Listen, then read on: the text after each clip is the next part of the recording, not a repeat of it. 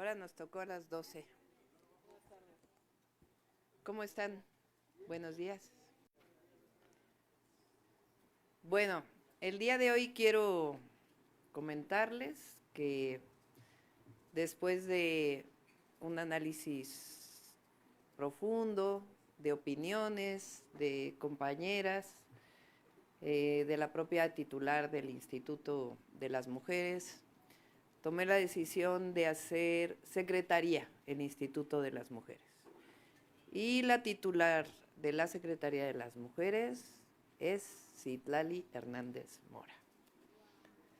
Bueno, Citlali, como ya la conocen, es una joven de 34 años. Hay, entre Josefina y ella serán las más jóvenes del gabinete. Ella, pues, además de ser, hasta el momento que deje de serlo, secretaria general de Morena, ella es y ha sido una activista feminista y es una política nacida en el oriente de la Ciudad de México. Ella estudió comunicación con especialidad en periodismo por la Facultad de Ciencias Políticas y Sociales de la UNAM. Actualmente es la secretaria general de Morena y senadora de la República. Ha sido electa como diputada local en 2015 y senadora por la Ciudad de México. Ella ganó la encuesta en el 2018, en ambos casos siendo la más joven del Congreso. Fundadora y militante del Partido Morena, desde muy joven fue activista de diversos movimientos y causas sociales y en 2012 formó parte del movimiento Yo Soy 132. Es fundadora de la Internacional Feminista, que agrupa mujeres militantes y políticas de izquierda de todo el mundo. Como diputada y senadora, su agenda se ha caracterizado por la defensa de los derechos humanos, la igualdad de género e incentivar la participación y organización ciudadana y de las mujeres. Ha presentado diversas iniciativas en materia de sistema de cuidados, en contra de la violencia contra las mujeres y la prohibición de las terapias de conversión, entre otras, acompañando así las causas también de las mujeres, de la población LGBTIQ y las juventudes. Finalmente, destaca su labor durante este último proceso electoral de 2024 como coordinadora de alianzas y coaliciones para el diseño y consolidación del Plan C y en un segundo momento como coordinadora de las mujeres en el equipo de campaña que tuvimos. Le voy a pedir a Citla que nos regale un posicionamiento y después, aprovechando que Citla está aquí, que conoce muy bien la ley electoral, después de esta presentación, queremos hacerles un ejercicio de exactamente qué dice la ley y cómo se calculan los diputados plurinominales, con números exactos de la votación emitida. Citla va después de esto a leer lo que dice exactamente la ley y vamos a irles mostrando a ustedes y a quienes nos escuchan cómo es que se calculan los diputados plurinominales, porque parece que es como algo oscuro y la ley tiene perfectamente claro qué divisiones se tienen que hacer, cómo se llama cada división y cuántos diputados le tocan a cada uno. Entonces queremos hacer aquí, aprovechando que Citla conoce mucho de estos temas y que me ayudó a esta presentación, pues a presentarles después cómo se calculan los diputados plurinominales, en particular para el resultado de la votación del 2024. Gracias, Citla. Adelante. Gracias, pues buenas tardes a todas, a todos, doctora, con tu permiso. Pues primero quisiera agradecerle a la doctora Claudia Sheinbaum por el alto honor de poder acompañarla en este segundo piso de la transformación, que en sí mismo pues ya es histórico, significa la continuidad del gobierno del presidente López Obrador y también el mandato popular de las urnas que la convirtió en la primera presidenta, así, con A, después de 200 años de democracia. La doctora Claudia Sheinbaum ha compartido que durante la campaña en Chiapas una mujer indígena se le acercó y le dijo: eres el sueño no cumplido de nuestras abuelas. Hace algunos días, tras recibir su constancia de mayoría como presidenta electa, habló de hacer visibles a las mujeres invisibles, a las madres, a las abuelas, a las tías, a las mujeres obreras, a las mujeres del campo, a las mujeres indígenas, a las mujeres afromexicanas, a las migrantes, a las mujeres de la diversidad sexual, a quienes sufren en silencio y a quienes luchan en franca desigualdad. Contar con la primera Secretaría de Mujeres en el Gobierno de México abre sin duda la posibilidad de que durante el gobierno de la doctora Claudia Sheinbaum, y como ella lo ha planteado, el sueño de nuestras abuelas se materialice, porque buscamos que las niñas que nacen y que crecen en estos días cuenten con mejores condiciones de vida, con mayor igualdad, sin discriminación, y que el sufrimiento, las frustraciones, la indignación, la injusticia, la desigualdad y las puertas cerradas que tuvieron nuestras abuelas queden en el pasado, y que el futuro sea más próspero, más justo, igualitario, autónomo y de mayores derechos y libertades para todas las mujeres de nuestro país.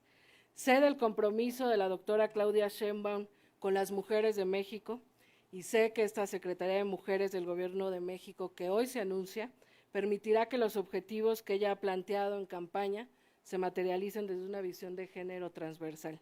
Con base en lo platicado con ella, asumo el encargo, doctora, de no dejar a ninguna mujer desamparada frente a la desigualdad, la injusticia y la violencia. Por ello, acompañaré el sistema público de cuidados, como ya lo ha informado nuestra presidenta. Comenzaremos con las jornaleras agrícolas y las mujeres de la maquila en Ciudad Juárez, Chihuahua. Y como lo ha mandatado también nuestra presidenta, y sabemos hacerlo, iremos a territorio a llevarle a cada mujer de este país una cartilla de los derechos de las mujeres, y abonaremos a la construcción de la paz y la lucha para prevenir y atender la violencia de género desde abajo, desde los pueblos, las colonias, los barrios, las comunidades, de la mano de todas las mujeres. Reconocemos, por supuesto, los logros alcanzados en esta administración del presidente López Obrador, la reducción del 20% en la brecha salarial, los derechos de las mujeres trabajadoras del hogar, la aprobación de la reforma constitucional en materia de paridad, la disminución de la pobreza para muchas de las mujeres. Sin embargo, podemos afirmar que vienen mejores tiempos todavía para las mujeres, porque en efecto, al llegar Claudia Sheinbaum Pardo a la presidencia, estamos llegando todas, y sin duda todas estaremos construyendo este segundo piso de la transformación. Doctora, frente a ti, de cara al pueblo de México y a las mujeres de esta gran nación, manifiesto mi compromiso con la cuarta transformación, mi claridad de que es tiempo de las mujeres y mi dedicación cada minuto a este nuevo encargo. Estoy segura de que reivindicaremos la historia y la lucha de las mujeres que nos han abierto camino para este momento histórico, y convocamos, por supuesto, a todas las mujeres que luchan en este presente a caminar de la mano para construir un mejor futuro para las nuevas generaciones, y como dicen nuestras compañeras feministas, sabemos que por el bien de todos, primero las pobres. Gracias. Gracias, Ahora te toca leer la ley. bueno, vamos. Récenme el micrófono.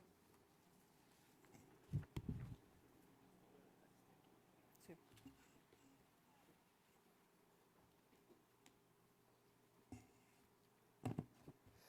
Bueno, como ustedes ya saben, la Constitución dice dos cosas: que no puede ningún partido sobrerepresentarse en el 8%, ningún partido, y que ningún partido puede tener por ambas vías 300 diputados.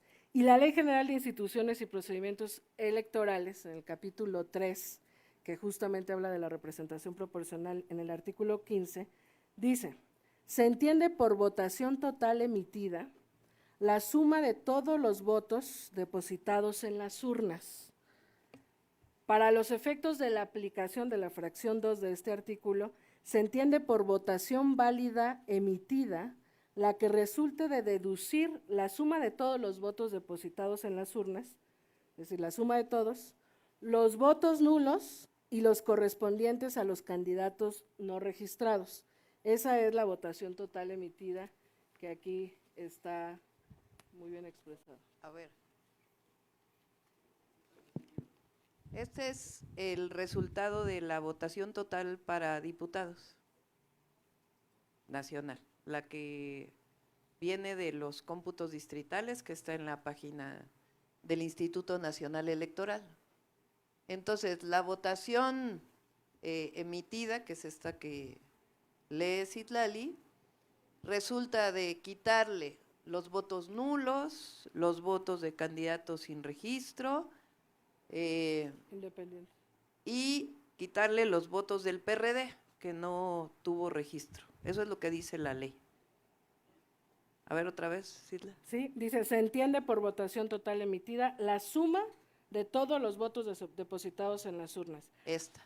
Para los efectos de la aplicación de la fracción 2 del artículo 54 de la Constitución, se entiende por votación válida emitida. Aquí está, votación nacional emitida o votación válida emitida. La que resulte de deducir de la suma de todos los votos depositados en las urnas, los votos nulos y los correspondientes a los candidatos no registrados.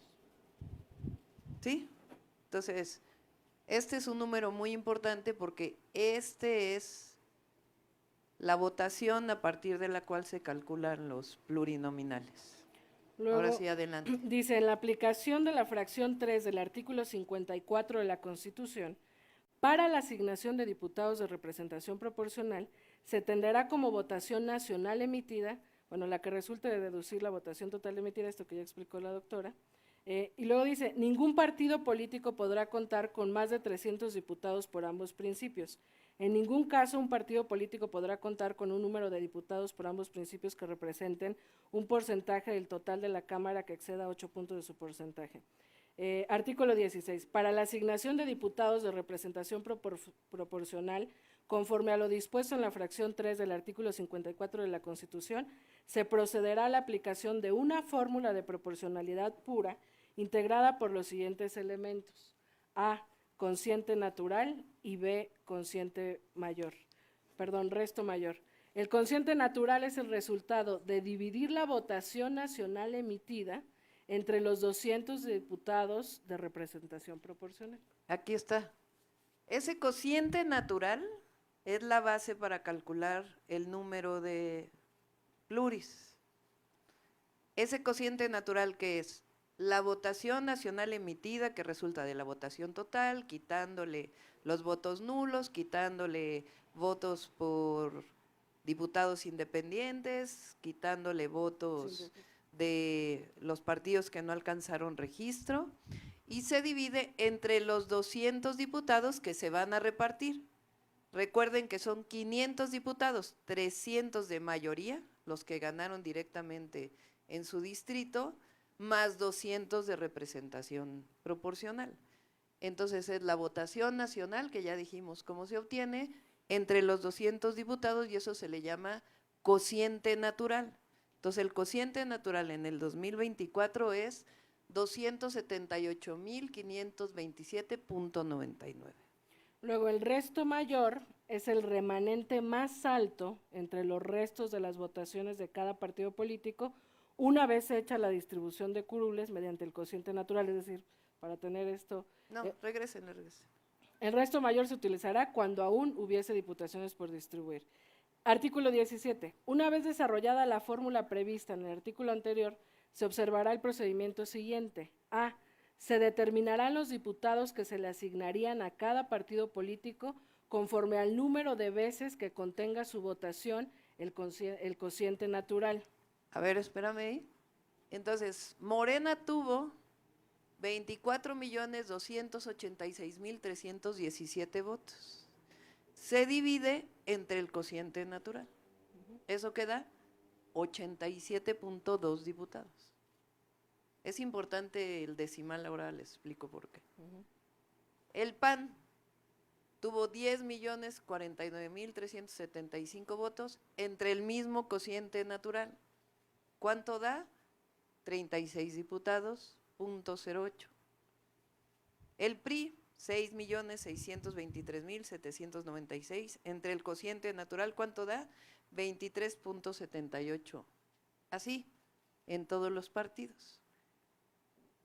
Adelante. B, los que se distribuirán por resto mayor, que ya habíamos dicho que Déjale era aquí. resto mayor, si después de aplicarse el cociente natural quedaren diputaciones por repartir, siguiendo el orden decreciente de los votos no utilizados para cada uno de los partidos políticos en la asignación de curules. Si sumamos todos estos, el entero, o sea, quitándole el decimal, nos dan 197 diputados. Quiere decir que faltan 3 para los 200. ¿Cómo se asignan esos 3? Los que se llama el resto mayor, quiere decir el decimal que se acerque más a la unidad. ¿Quiénes son? El PT, el Verde y el PRI. Entonces al PRI le tocan 23 diputados más 1. Al PT le tocan 11 diputados más 1 y al Verde 17 diputados más 1. A los otros dos, como el decimal es menor, ya no les tocaría. Así se asigna el resto mayor. Ahora regrésense. Síguele, Citlali. Sí. 3. Una vez deducido el número de diputados de representación proporcional excedentes, al partido político que se haya ubicado en alguno de los supuestos del párrafo anterior, se le asignarán los curules que les corresponden en cada circunscripción en los siguientes términos. A. Se obtendrá el cociente de distribución, el cual resulta de dividir el total de los votos del partido político que se halla en ese supuesto entre las diputaciones a asignarse al propio partido, que es lo que ya enseñó la doctora. B. Los votos obtenidos por el partido político en cada una de las circunscripciones se dividirán entre el cociente de distribución asignado conforme a números enteros, las curules para cada una de ellas, y C. Si aún quedaran diputados por asignar, se utilizará el método del resto mayor, que también ya lo explicó la doctora, previsto en el artículo anterior. Entonces, en realidad esto se divide para las 5 circunscripciones. Nosotros lo hicimos nada más a nivel nacional. Entonces, ¿qué es lo que pasa? Le toca al PT 11 diputados más 1. Al Partido Verde 17 diputados más 1, que ya explicamos. A MC 23 diputados. Al PRI 23 diputados más 1, que es el resto mayor por los decimales que ya explicamos. Al PAN 36, a Morena 87. Ahora pásenme la otra gráfica de la final. ¿Se alcanza a ver? Más o menos. Ahorita se los pasamos. Bueno, fíjense, para hablar de supuesta sobrerepresentación, el PAN tuvo 32 diputados de mayoría. Le tocan 36 de representación proporcional. ¿Quién está sobrerepresentado? Digo, si usamos la palabra, el PRI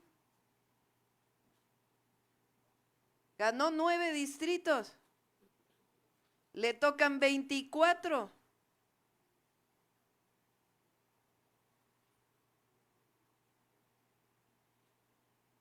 Bueno, el PRD, uno nomás, porque no le toca representación proporcional. Morena ganó 161 distritos, le tocan 87 con la fórmula. En total, 248. La Constitución dice que no puede pasar de 300. ¿Morena se pasa de 300? No, son 248.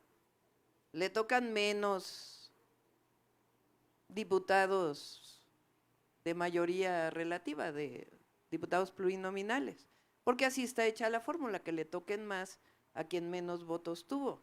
Pero en todo caso, ¿quién está sobrerepresentado? Pues los que tuvieron menos votación, que les tocan más plurinominales. Al Partido del Trabajo, 38 ganó, le tocan 12. Al Partido Ecologista, Verde Ecologista, 57 y 18. Y a Movimiento Ciudadano ganó 1 y le tocan 23.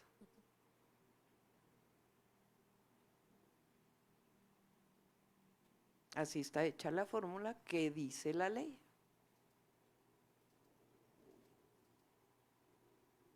Hace tiempo, hace mucho tiempo, decían que no se podían pasar de 300 las coaliciones.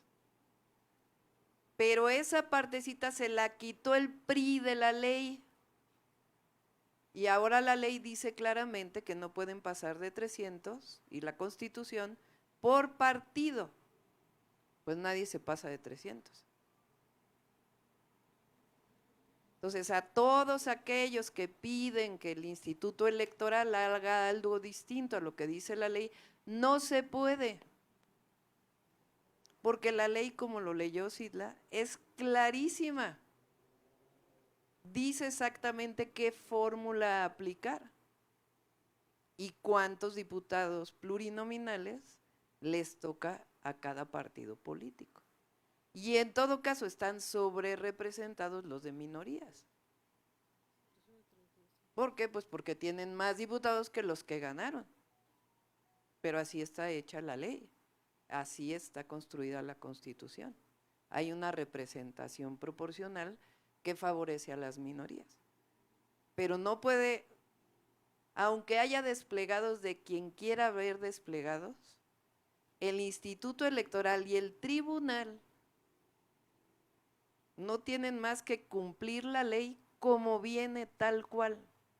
Cualquiera puede hacer este cálculo, pero lo pusimos aquí para que se vea que no hay dobleces. Es sencillamente lo que dice la Constitución y lo que dice la ley electoral que le corresponde a cada quien.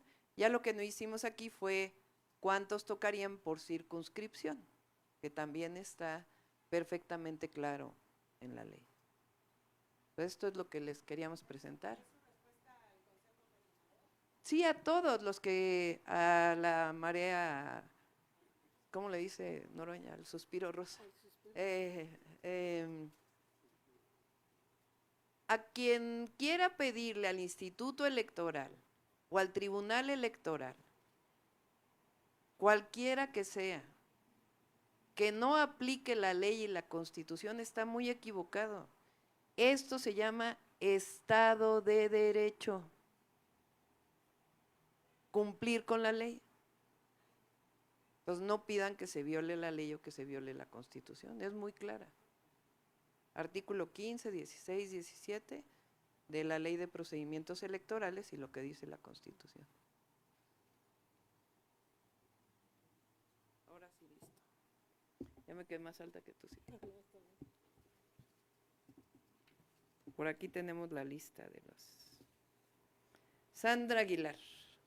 Buenas tardes, felicitaciones a la nueva secretaria. Preguntarle, primeramente, evidentemente es la primera vez que vamos a tener una secretaría, es tiempo, bien lo dice, de mujeres, y primero tratar de entender, doctora, la nueva secretaria, Citlali, esta secretaría, creo yo, o imagino yo, se atenderán los temas que aquejan tal vez a las mujeres, más allá de visitar, nos ha compartido ya pues todo el territorio mexicano, acercarse a esas comunidades, acercarse a las que menos tienen. ¿Cómo operará esta secretaría? ¿Nos podría compartir un poco más? Sí, evidentemente, como siempre se dice, el tema de género, los temas ambientales, hay temas que son transversales.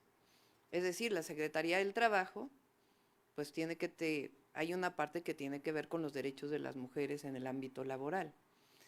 En el caso de otras secretarías, Secretaría de Economía, tienen que ver temas de las mujeres en el ámbito. Pero el tener una secretaría permite primero garantizar que los temas transversales se cumplan, pero queremos elevarlo a nivel de secretaría porque hoy el Instituto de las Mujeres es más bien normativo. Y nosotros queremos que los derechos de las mujeres lleguen a todos los rincones del país. Por eso Citla dice, una de las primeras tareas, junto con Bienestar, es llevar una cartilla de los derechos de las mujeres a cada mujer mexicana. ¿Cuáles son los derechos de las mujeres? A trabajo igual, salario igual. Vivir una vida sin violencia. a dónde se pueden acercar en caso de vivir violencia en sus hogares, con temas de violencia, pero muchos otros. Nuestro objetivo pues es la igualdad, siempre, en todos los casos, pero particularmente ahora a las mujeres. Y a veces no nos damos cuenta del significado de una mujer presidenta, pero solamente hay que pensar que en México fue de los últimos países que aceptaron el voto de las mujeres.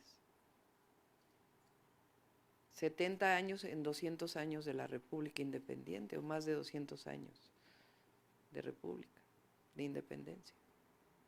Ha tocado un tema, evidentemente el presente en muchas mujeres es el tema de erradicar o una vida más bien sin violencia. El tema que apremia en la agenda política actualmente pues es evidente paro pues laboral en el tema de toda esta reforma judicial que se plantea hacer pronto, pero que al final del día se ejecutará ya en su gobierno. Preguntarle, doctora, en ese sentido, sabemos que viene esta escalada o este recorte o esta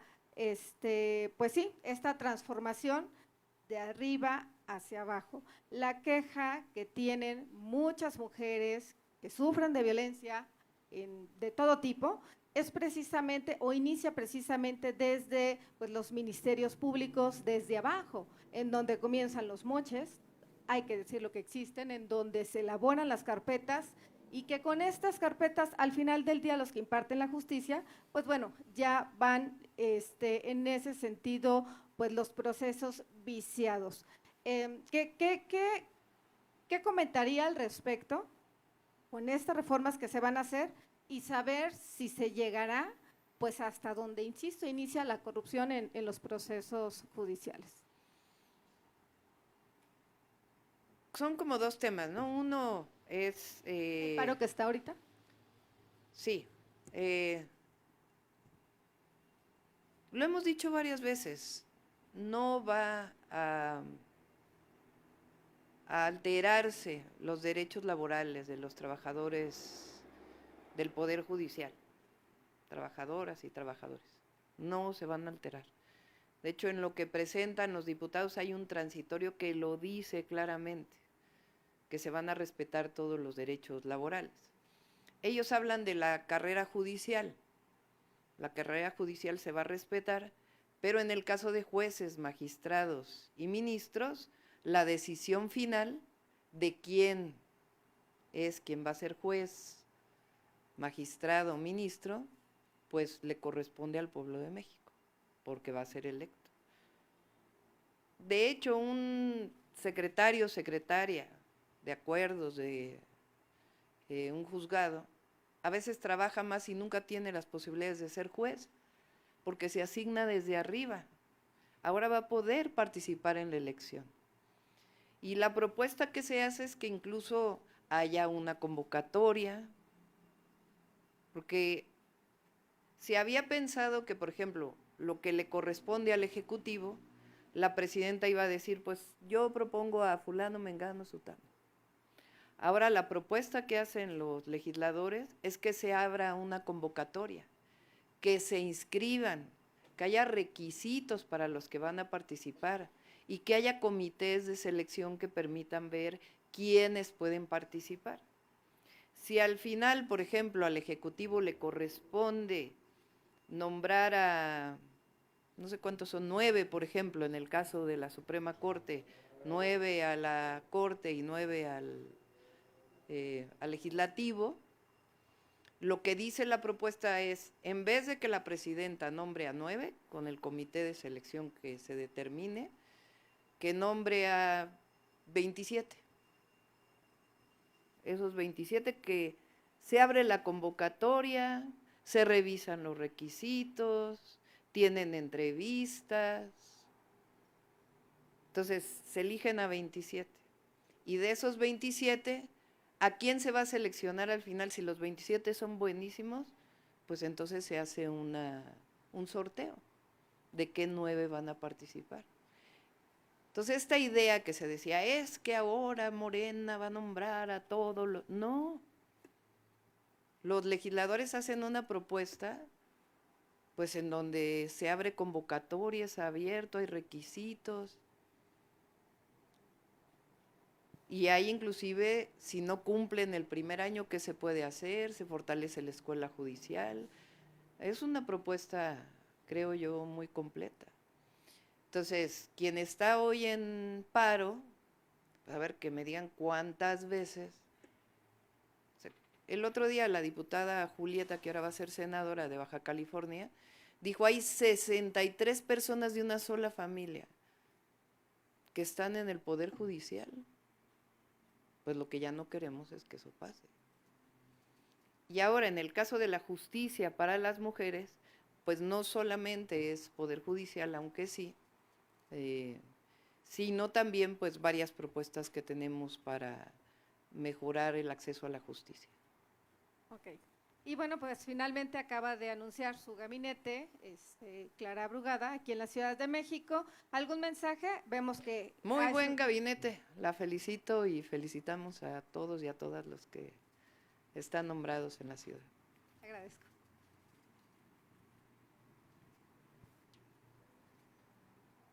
Yaret Arciniega, Yaret, ajá. Yaret Arciniega de Revista Fortuna. Presidenta, hoy iniciaron los trabajadores del Poder Judicial un paro y el Consejo Coordinador Empresarial se manifestó por mantener el esquema de plurinominales para impedir la reforma judicial.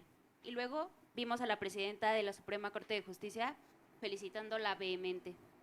¿Qué podemos entender con esas señales cruzadas mientras la Suprema Corte de Justicia de la Nación, en especial Norma Piña, mantiene en su escritorio un expediente de 2 casos que podrían darle al fisco o a la gente más de 25,000 millones de pesos? Gracias.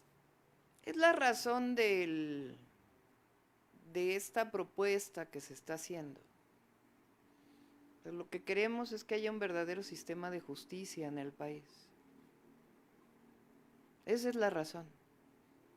Cuando fui a un evento con empresarios, les decía que ahora va a tener más autonomía el Poder Judicial. Cuando se elijan a los jueces, a los magistrados y a los ministros. ¿Por qué? Porque un juez lo va a elegir el pueblo, igual que a la presidenta, igual que al diputado, a la diputada. No los elige el Senado, y en el Senado, pues muchas veces es de acuerdo a cómo se ponen de acuerdo los partidos políticos, porque son 2/3 partes. O si no se ponen de acuerdo, por ejemplo, para un ministro o una ministra, pues al final decide el presidente o la presidenta. No, ahora, ¿quién va a decidir? El pueblo. Entonces, en realidad van a tener más autonomía. Porque no va a ser de que le deben al presidente, a la presidenta, o al senador fulano de tal, o a la senadora fulana de tal su espacio en la corte, o en una magistratura, o al su jefe. No, se lo deben al pueblo. Entonces, por eso la propuesta lo que busca es un mejor sistema de justicia en nuestro país. Y no hay que tenerle miedo a la democracia. No hay que tenerle miedo, al revés. Todos aquellos que dicen hablar por la democracia, pues vamos a que… Hay democracia en el Ejecutivo,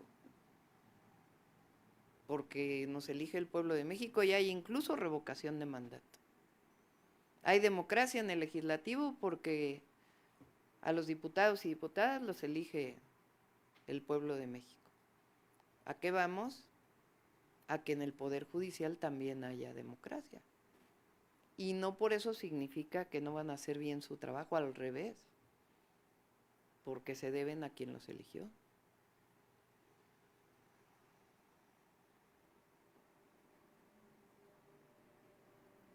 Ah, sí, perdón. Rodrigo. Sí, gracias, doctora. Buenos días. 2 cosas rápidas. La primera de ellas, preguntarle su balance de este último fin de semana que tuvo de gira con el presidente. Con esto cierra esta gira histórica que usted le llamaba. Estuvo en algunos estados gobernados por gobernadores emesistas. Entonces, preguntarle qué tal le fue y qué viene a partir de ahora en estos próximos fines de semana. Pues tiene muchos calificativos esta gira con el presidente. Uno, han sido giras muy emotivas. Yo lo he dicho, el amor que le tiene el pueblo de México al presidente Andrés Manuel López Obrador es algo único, excepcional. Y yo digo que en la historia de México difícilmente un presidente en su cierre de ciclo como gobernante se puede reconocer la popularidad. Si uno revisa la historia, ni Benito Juárez, el mismo Lázaro Cárdenas al final, después de la expropiación, tuvo problemas en la elección. El poder y el amor que le da el pueblo de México es enorme. Entonces es muy emotivo ver eso. No, ya lo habíamos visto, lo conocemos, llevamos muchos años con el presidente, pero observarlo en el cierre de su sexenio, pues es algo muy hermoso, la verdad. Pocas veces se ve un pueblo que quiera tanto a su presidente.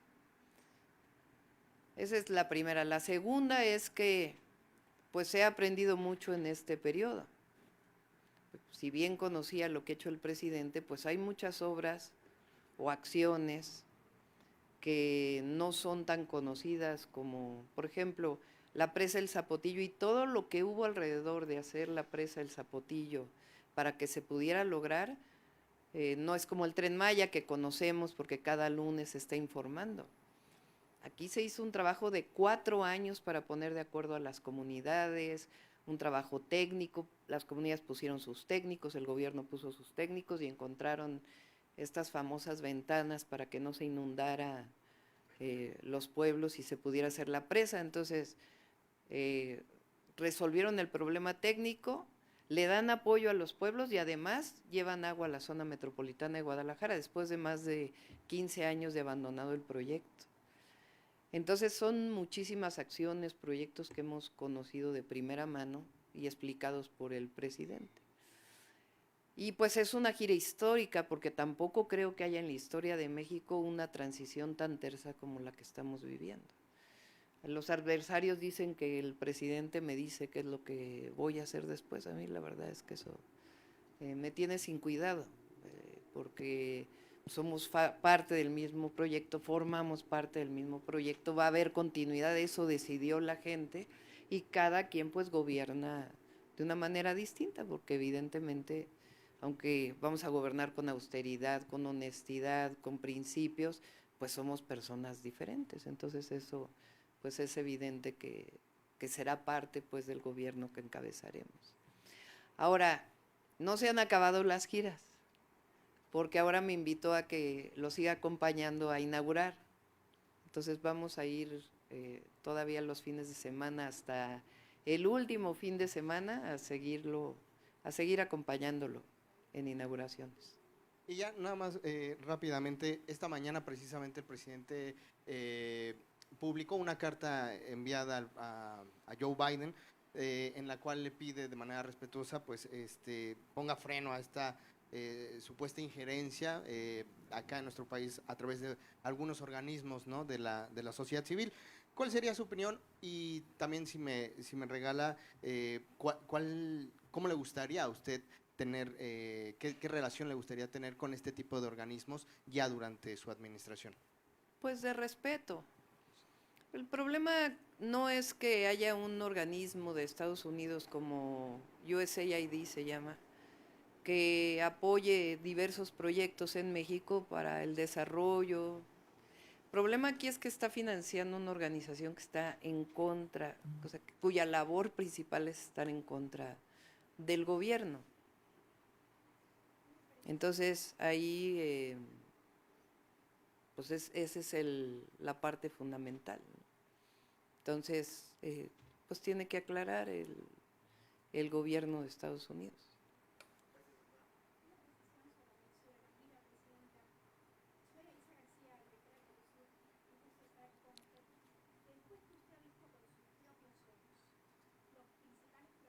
Préstenle el micrófono a este Mau, por favor. Después que usted ha visto con sus propios ojos los principales proyectos de infraestructura que ha impulsado y ha desarrollado el presidente López Obrador, ¿en qué se va a enfocar? ¿Qué sigue? ¿A qué le va a dar prioridad? Perdón, compañero, sé que hay un orden.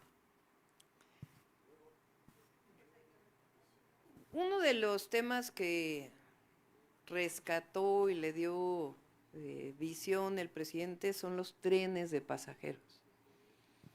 El tren de pasajeros, el Tren Maya, el interoceánico, tienen pues varias funciones. Una, diría quizá la más importante, el desarrollo regional. Tú puedes decir, puedo ir en avión de México de México a Cancún, por decir algo. Pero no pasas por...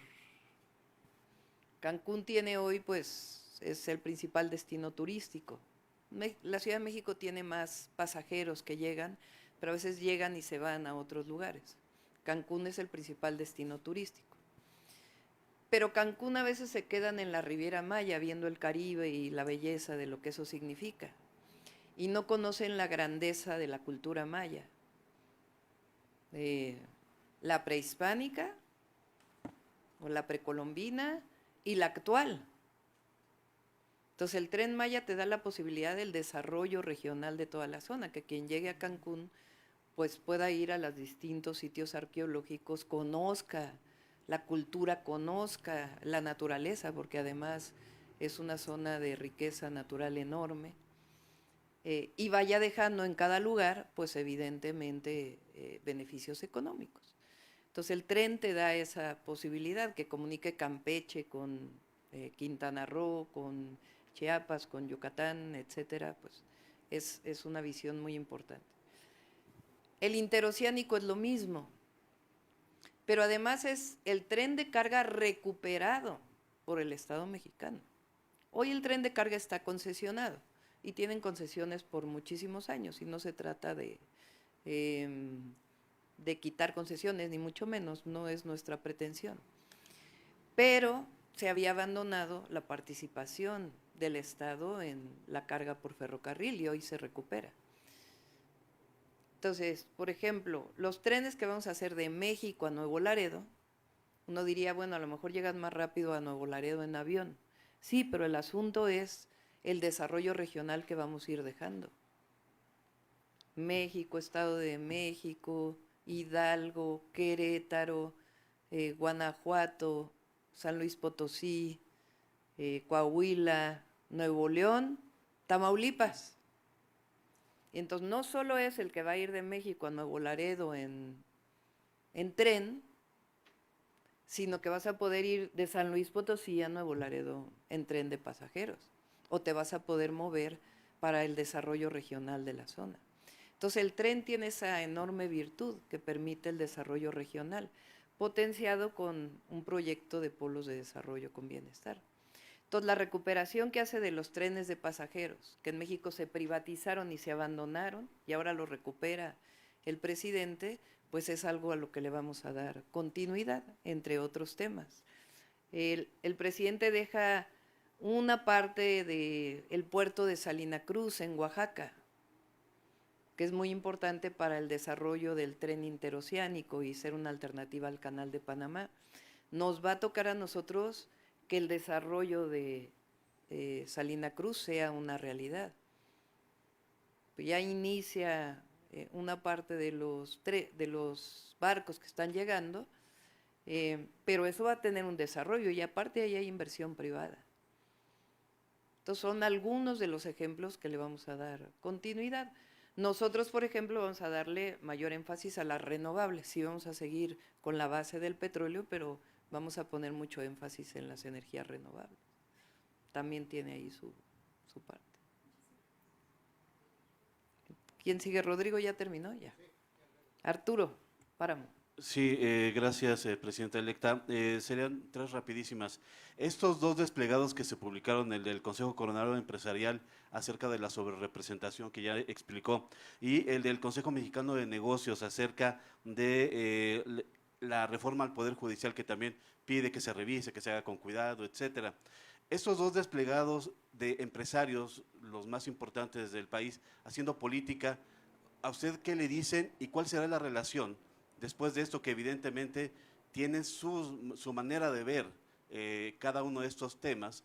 ¿Cuál será la relación a futuro con estas organizaciones empresariales? Durante la campaña, en varias reuniones con empresarios, yo les decía que, claro que México requiere a los empresarios nacionales y que habrá cosas en las que no estemos de acuerdo. Y habrá cosas en las que sí estemos de acuerdo, y hay que poner las cosas en las que sí estamos de acuerdo para seguir trabajando. Y en las que no estamos de acuerdo, pues eso es parte de la democracia. Es que antes, cuando uno de estos organismos decía algo, se volvía política pública. Ahora no. Ahora pues se hacen propuestas, el pueblo de México las aprueba y habrá cosas en las que ellos no estén de acuerdo y no pasa nada. Primero porque además va a seguir el Estado de Derecho, va a haber leyes y se van a cumplir las leyes como debe ser en cualquier país democrático. Y segundo, porque no se ponen en juego las inversiones. Y tercero, porque vamos a tener un país todavía más democrático. Entonces, tienen derecho a no estar de acuerdo. Lo que no está bien, creo yo, es decir que no se cumpla la ley. Entonces le dicen al Instituto Electoral, no cumplas la ley, valóralo de una manera distinta. Pues como si la ley es clarísima de cómo se calculan los plurinominales.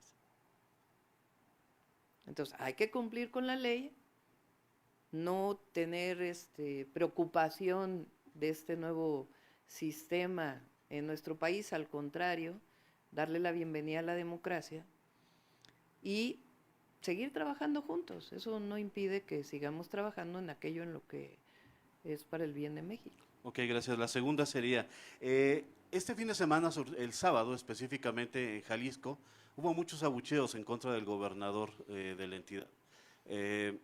Ha habido también en otras visitas a otros estados, donde hay gobernadores que no pertenecen a Morena, abucheos muy fuertes. De hecho, usted ha tenido que pedir a la gente que se calmen. ¿Cómo avisora usted que será el trabajo con todos estos gobernadores y sobre todo también con la gobernadora de Chihuahua, después de lo que ocurrió la semana pasada con el caso de Corral? ¿Cómo será la relación de su gobierno con estos gobiernos y sobre todo qué pedirle a la gente durante estas visitas, pero también al momento de estar trabajando, colaborando o simplemente pues desarrollando las labores de gobierno en cada estado? Pues una relación institucional y de respeto. Eso es todo. Cuando hay relación, en Chihuahua gobierna la gobernadora, hay cosas que hace con las que no estoy de acuerdo, pero a mí me toca también gobernar al pueblo de Chihuahua, pues soy la presidenta electa, en su momento la presidenta constitucional, me tocará gobernar también al pueblo de Chihuahua. Entonces, todo lo que hagamos por el bien del pueblo de Chihuahua, pues tiene que haber colaboración y coordinación. Y habrá cosas pues en las que no estamos de acuerdo y también hay que decirlas. No pasa nada. Ok. Y lo último, rapidísimo nada más. El caso de la Secretaría de la Mujer. Hubo mucha polémica en la administración actual todavía cuando al inicio se plantearon qué programas se mantenían, qué programas no se mantenían, qué desaparecía y qué no. Recuerdo mucho cuando ya no se continuó con los albergues para mujeres que eran víctimas de violencia. Usted lo ha dicho, de hecho, en la Ciudad de México, las mujeres no tenían por qué ir a un albergue, sino mantenerse en su casa. Y en el gobierno federal se desaparecieron todo este tipo de albergues que protegían o que arropaban a mujeres. ¿Cuál será, con esta secretaría que usted anuncia hoy, la protección que se dará a las mujeres que son víctimas de violencia? Me llama la atención, ¿cuál será, si habrá un viraje, si se mantendrá, si habrá un Sí cambio? se siguen apoyando refugios, no es cierto que no se apoyen. Lo que pasa es que en los gobiernos anteriores, como en el caso de las estancias infantiles, no es que uno esté en contra de que haya espacios para los la primera infancia para que sean cuidados y educados. Yo no le llamo ni estancias infantiles porque está pervertido ese nombre, ni guarderías porque no se trata de guardar a los niños. De hecho, en la ley de educación está la educación inicial, por eso hablamos de centros de educación inicial. Pero en el pasado eran negocios. Entonces, la subrogación de todas esas actividades que en todo caso le corresponden al Estado, se convirtieron en negocios privados. Y eso es lo que no estamos de acuerdo. Y en algunos casos, no siempre, también había abusos en ciertos temas. Entonces, claro que vamos a trabajar con organizaciones de mujeres, organizaciones civiles, le tocará a Citla, siempre que estemos hablando de los derechos de las mujeres, no de recursos económicos que se dispersan, porque así era antes. Entonces, claro que vamos a trabajar y se mantienen los refugios, pero vamos a hacer esta ley que sea nacional, que se llame El agresor sale de casa, para que las mujeres se puedan quedar en su casa cuando son agredidas. Y por último, de mi parte, va a seguir entonces de gira con el presidente cada fin de semana. Ya también hablaron, sé que está un poquito lejano, pero el 15 de septiembre lo va a acompañar a Palacio Nacional. Pues supongo que sí, pero todavía no hemos hablado de eso. Me gustaría. Claro que sí. Gracias. Creo que estuve en los primeros 4 el año pasado, ¿no? Porque ya estábamos en la interna, ¿verdad? Sí. Y ahora pues ya veremos. Pues vamos a ver si nos invita el presidente. Supongo que sí. Sí, adelante.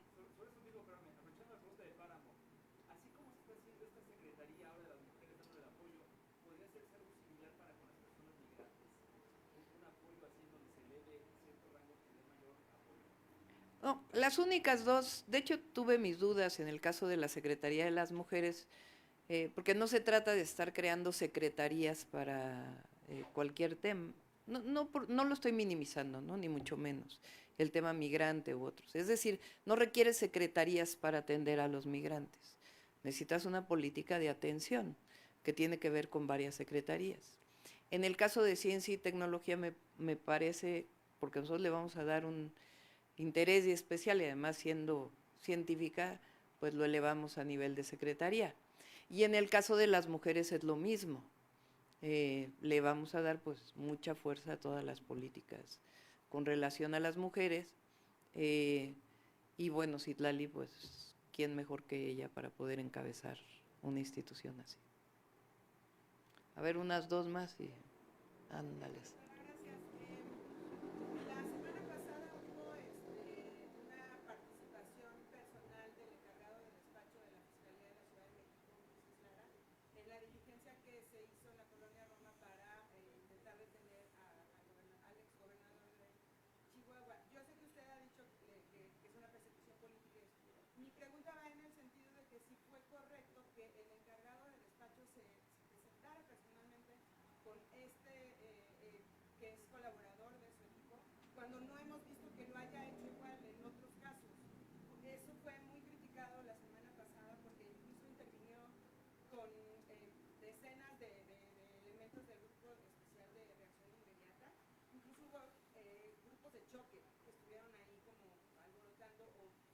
violentando la escena de esa diligencia que al final pues no se llevó a cabo por otros motivos, ¿no? Hay una cuestión de papeleo y eso, pero mi pregunta con ustedes si fue correcta la actuación del encargado del despacho. Sí, él tiene como representante de la Fiscalía el derecho de presentarse en cualquiera de los casos. No conozco en particular por qué se presentó personalmente, pero oí su video posterior. Y en el video explica claramente que no había una aprobación de colaboración de la Fiscalía de la Ciudad de México para la detención de Javier Corral, que lo que hubo creo que fue un papel que sellaron, por eso no quiere decir que hayan aprobado la colaboración. Entonces él frente a esta situación pues decide apersonarse, no lo veo mal. ¿No es un conflicto de intereses, doctora? Hay ¿Por qué es la fiscalía? Sí, pero tomando en cuenta que Javier Corral es integrante de su equipo, que usted ha dicho en múltiples ocasiones que hay una persecución política en su contra y que de pronto llegue el propio fiscal, insisto, no lo habíamos visto en otras diligencias, que llegue personalmente, que se lo lleve en su camioneta y que se arme todo un operativo de seguridad para eso. Pues alguna razón ha de haber tenido para hacerlo de manera personal, pero es legal lo que hizo. Mal o si hubiera sido algo que no fuera, que no estuviera dentro de sus atribuciones, pero está perfectamente dentro de sus atribuciones. Pues está dentro de las atribuciones del fiscal o del responsable de despacho de la fiscalía. Pues él tiene que decir cómo actúa en otras circunstancias, pero no hizo nada fuera de sus atribuciones. Si hubiera estado fuera de sus atribuciones, pues a lo mejor, ¿no? Pero no, es su atribución. Pues está dentro de sus atribuciones el presentarse frente a una ilegalidad, ¿no? Adelante. Gracias, doctora. En temas de corrupción, siguiendo un poco de este tema, ¿en algún momento le pidió Javier Corral apoyo para esta situación? Porque sí, la verdad es que es muy llamativo que el propio encargado de despacho se haya presentado. No sé si es que va a ser una actitud recurrente de él, ir a atender situaciones que podrían estar fuera del marco. Pero no está fuera del marco de la ley, ahí no coincido. Bueno, o sea, me refiero a que él dice que era ilegal la actuación de los elementos de la Fiscalía de Chihuahua porque no estaban debidamente autorizados para eso. Por eso digo, malo sería que no estuviera dentro de sus atribuciones, pero está dentro de las atribuciones del encargado de despacho. Y en el otro tema de corrupción, la semana pasada presentamos un reportaje donde... No lo considero de corrupción, ahora sí que concedo la pregunta, pero no estoy de acuerdo.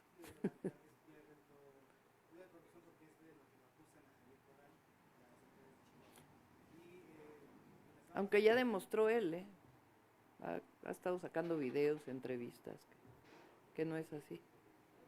La semana pasada presentamos un reportaje que el seguimiento a unos temas sacado respecto de la actuación, de la interferencia o de los privilegios que ha demostrado que se han estado utilizando de las grabaciones, de las llamadas de Anita Galán.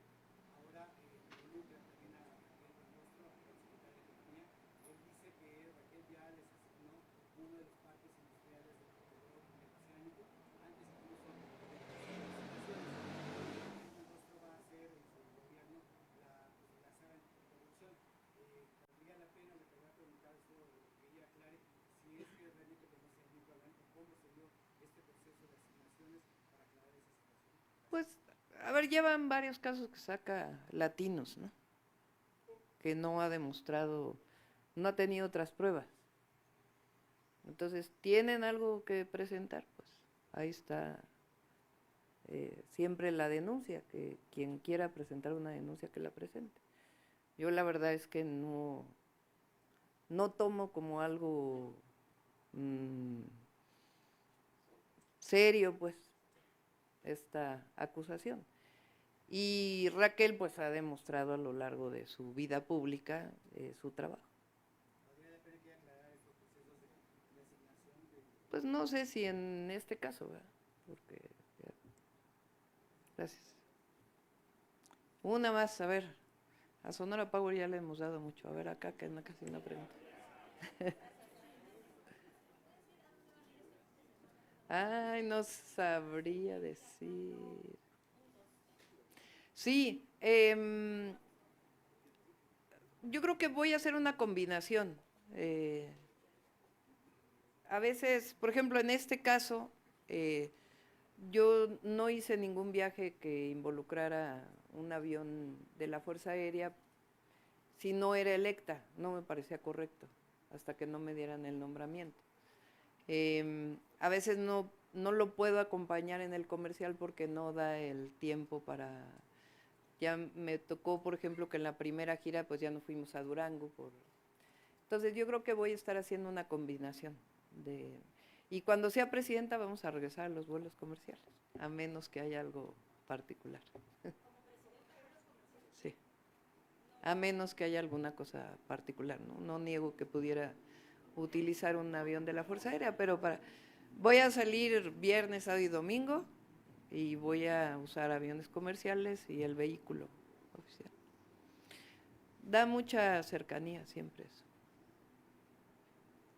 Gracias a todos y a todas. Solicitamos amablemente permanezcan en sus lugares para tomar una fotografía oficial, por favor.